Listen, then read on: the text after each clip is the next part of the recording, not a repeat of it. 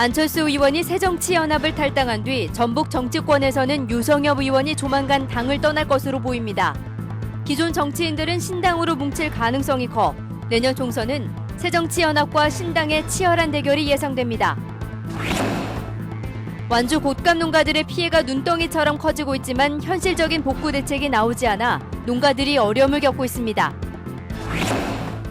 고창과 부안 등 곰소만 어민들이 한빛원전의 온배수로 인한 피해 조사를 주장하며 대규모 집회를 열었습니다.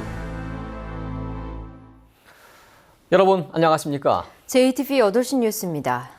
안철수 의원의 새정치연합 탈당으로 전북 정치권의 이합 집산이 빨라질 것으로 보입니다. 유성엽 의원은 탈당 초읽기에 들어갔고 정동영 전 장관을 비롯한 기존 정치인들이 신당으로 뭉칠 가능성이 커졌습니다. 반면 새정치연합은 당의 단합을 촉구해 내년 총선에서 새정치연합과 신당의 치열한 한판 승부가 불가피해졌습니다. 김철 기자입니다. 유성엽 새정치연합 전북도당 위원장이 조만간 탈당할 것으로 보입니다. 유 위원장은 새로운 정치 질서를 위해 개인적인 생각으로는 탈당이 불가피하다며 지역 주민들과 상의하겠다고 말했습니다. 야권 평화를 통한 그 재편이 불가피하다 이렇게 생각을 하고 있고 전국 시민들의 뜻을 확인해서 결정할 것입니다. 유성엽 의원이 안철수 신당에 합류하고 정동영 전 장관과 천정배 신당이 손을 잡는다면 신당은 내년 총선에서 전북 정치권에 큰 영향을 미칠 것으로 보입니다.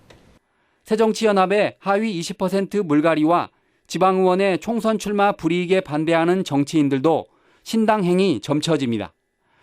반면 새정치연합은 전북 정치권의 단합을 촉구하고 있습니다. 거대 여당과 맞서 싸우려면 한 목소리를 내야 한다는 겁니다. 이런 혁신을 계속해 나가면서 또 다른 형태의 야권이 단합할 수 있는 그런 것을 위해서 노력하는 것이 바로 이번 총선에서 승리할 수 있는 길이 아닐까 그렇게 생각하고 있습니다. 새정치연합과 신당이 내년에 맞설 경우 지난 2004년 17대 총선 이후 가장 팽팽한 경쟁이 예상됩니다. 열린우리당과 민주당이 맞선 17대 총선에서 열린우리당은 전북의 11석을 석권했지만 새천년 민주당의 선전에 크게 긴장했습니다. 새정치연합의 전북 일당 독재에 불만이 큰 유권자들도 적지 않기 때문에 내년 총선에서 새정치연합과 신당의 주자로 누가 나설지 큰 관심을 끌고 있습니다. JTB 뉴스 김철우입니다. 내일부터 내년 총선에 나설 예비후보 등록이 시작되지만 선거구 획정이 해결되지 않아 정치 신인들이 큰 손해를 보게 됐습니다. 헌법재판소가 올해 말까지 새로운 선거구를 획정하지 못하면 현행 선거구가 무효라고 밝힘에 따라 국회가 선거구 획정을 서둘러야 하지만 여야 정개특위는 갈등만 반복하고 선거구 획정 합의에 이르지 못했습니다. 이에 따라 내년 총선에 출마하려는 수십여 명의 전북 정치 신인들은 현역 의원들과 달리 이름을 알리기가 쉽지 않아 불만이 커질 것으로 보입니다. 지난달 발생한 완주 곶감 농가들의 피해가 눈덩이처럼 커지고 있습니다.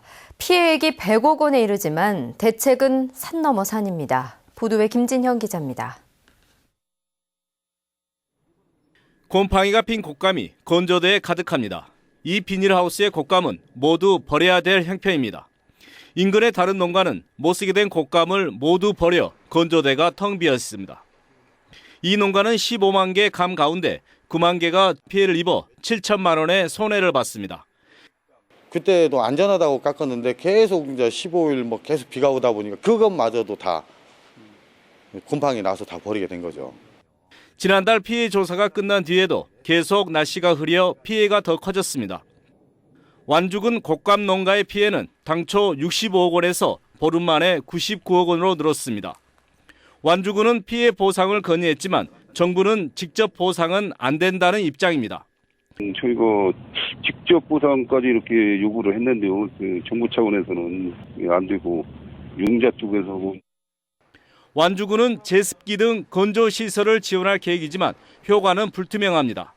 제습기는 실내 건조장에서 효과를 낼 수 있지만 완주군 곶감 농가의 95%가 비용 부담 때문에 비닐하우스나 실외 건조장을 사용하는 형편입니다.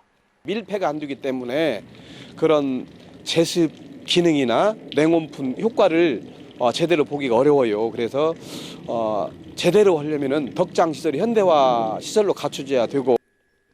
곶감 농가들의 피해가 눈덩이처럼 커지고 있지만 현실적인 복구 대책이 나오지 않아 농가들의 부담이 커지고 있습니다. JTB 뉴스 김진형입니다. 올해 처음 도입된 저소득층 난방연료 구입권의 신청률이 낮은 것으로 나타났습니다.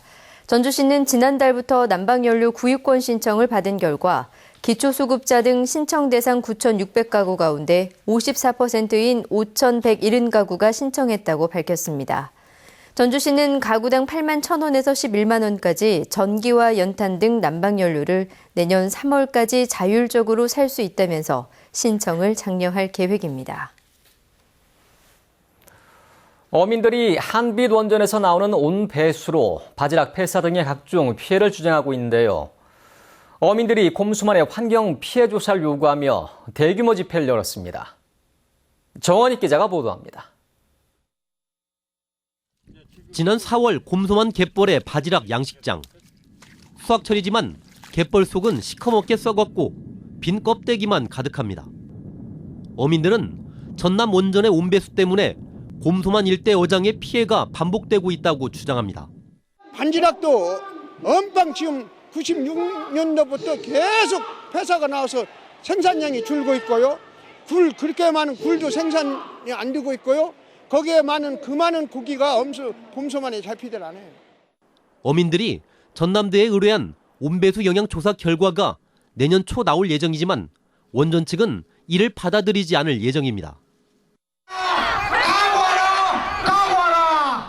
어민들은 한빛 원전 앞에서 대규모 집회를 갖고 자신들이 전문 기관을 다시 추천하겠다며 조사를 촉구했습니다.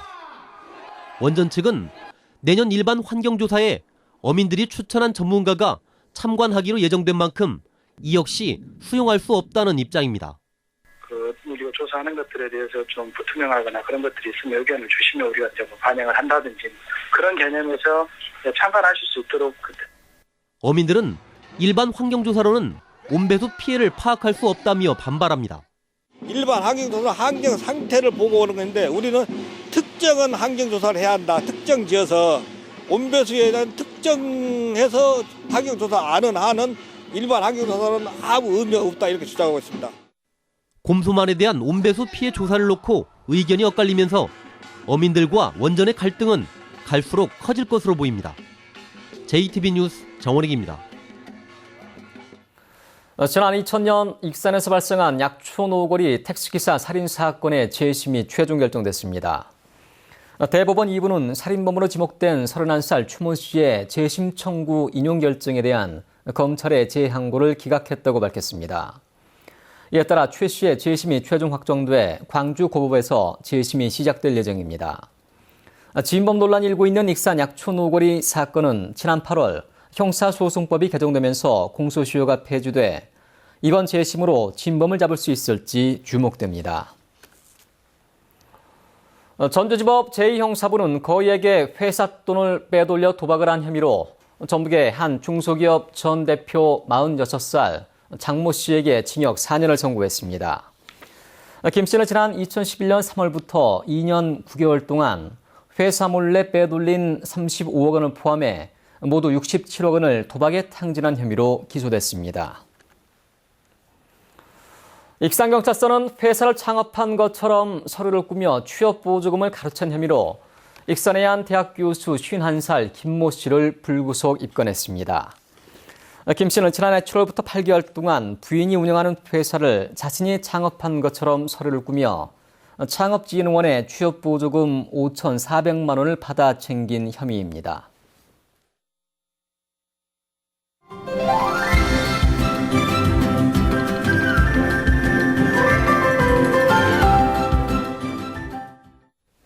네, 이번 주부터 아침 기온이 영하권으로 내려가면서 겨울 추위가 본격적으로 시작될 것으로 보이는데요.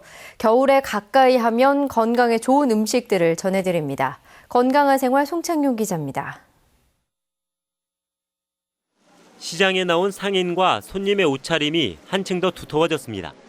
초겨울이라고 방심하다간 감기 등에 걸려 건강을 해칠 수 있습니다. 날이 추워지니까 골고루 여러 가지를 먹고 과일도 먹고 밥은 또 굶으면 안 되니까 밥도 그냥 잘 챙겨 먹고 운동도 하고 그래야죠 뭐. 지금이 제철인 무는 이소티오시아네이트 성분을 갖고 있어 노화 방지와 항암 작용에 효과적입니다.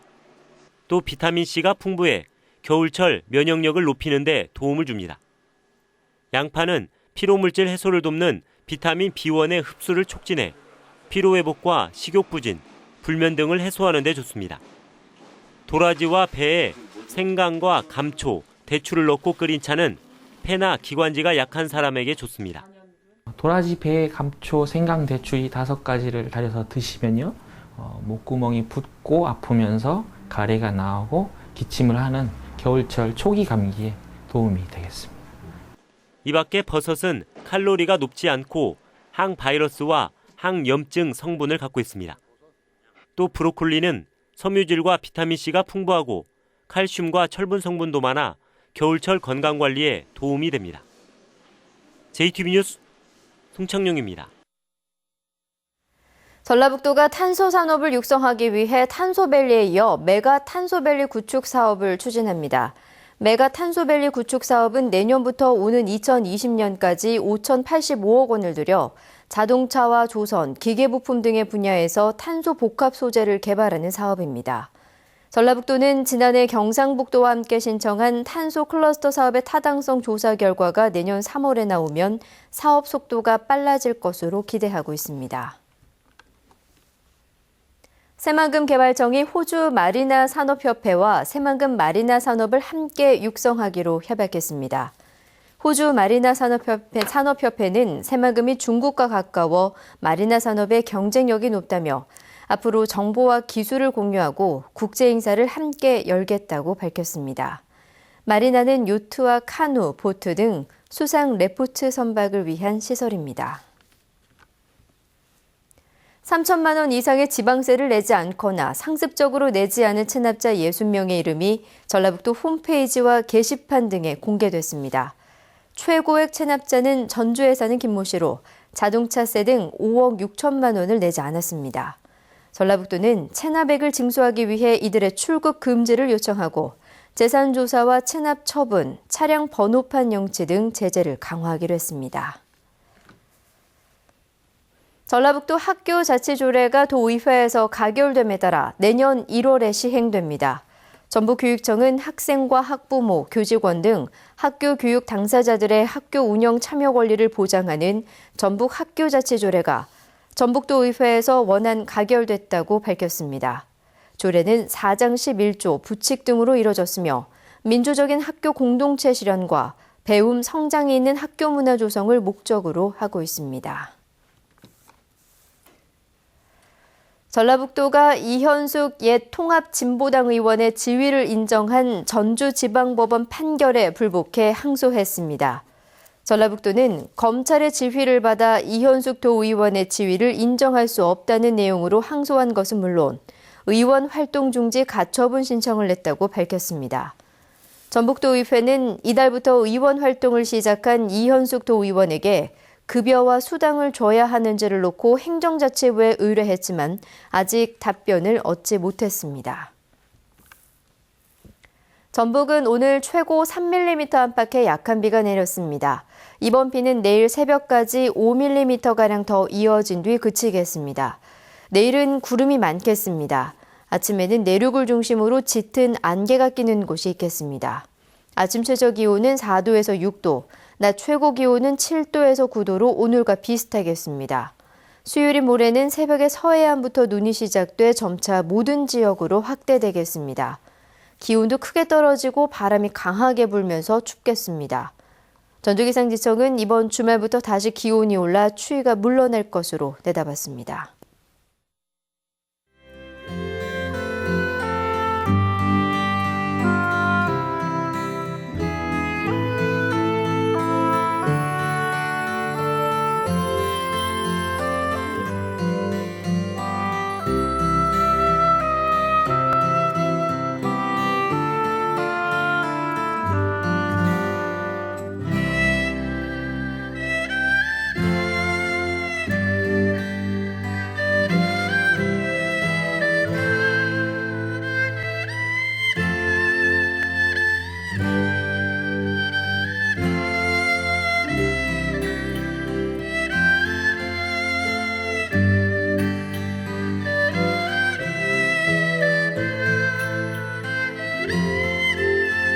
한국 온라인 편집기자협회가 주최한 제4회 한국 온라인 저널리즘 어워드에서 SBS 스브스 뉴스가 대상을 수상했습니다.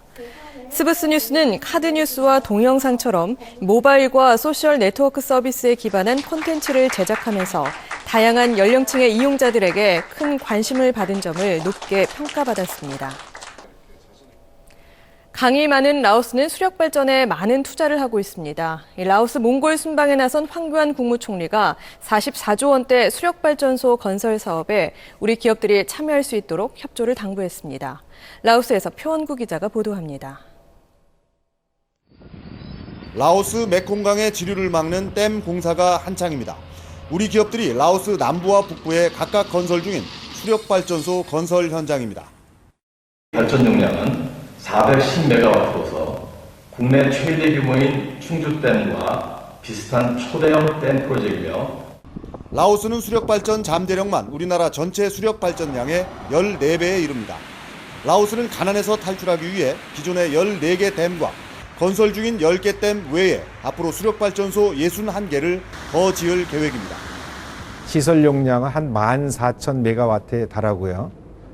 이는 한 우리나라 돈으로 한 44조 원의 건설 시장이 열리게 되는 것입니다. 태국, 베트남 같은 주변국은 물론 중국이 15개 사업에, 일본이 5개 사업에 진출했지만 우리나라는 2곳에 그치고 있습니다. 황교안 국무총리는 라오스 총리, 대통령, 국회의장을 잇따라 만나서 우리 기업의 참여를 위한 협조를 당부했습니다. 앞으로 한도 간에 더 많은 우호 관계가 발전되어서 가기를 바라고 있습니다. 이에 따라 한국수자원공사의 라오스 댐 건설 참여도 금년간 확정될 전망입니다. 라오스에서 SBS 표원구입니다.